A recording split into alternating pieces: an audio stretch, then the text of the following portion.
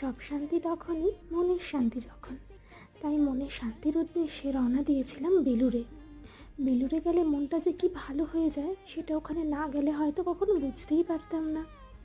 প্রথমে গিয়েই আমরা ছাত্রাবাসের দিকে একটি বসার জায়গা খুঁজে বাড়ি থেকে বানিয়ে নিয়ে যাওয়া লিট্টি এবং চোখা খেয়ে নিয়েছিলাম। বাইরের খাবারটা আমি খুব একটা প্রেফার করি না, তাই বাড়ি থেকেই বানিয়ে নিয়ে যাওয়ার চেষ্টা করি সব সময়। তারপর চলে গিয়েছিলাম মন্দিরের ভেতরে। মন্দিরের ভেতরের পরিবেশটা একটা আলাদাই সৌন্দর্য, কত শান্ত, কত মনোরম, ঢুকলেই যেন মনটা শান্ত হয়ে যায়।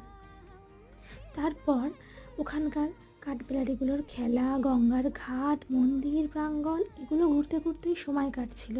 সন্ধেবেলায় সন্ধ্যা আরতি দেখে আর গঙ্গার ঘাটের এই মনোরম পরিবেশটি উপভোগ করে বাড়ির উদ্দেশ্যে রওনা দিয়েছিলাম।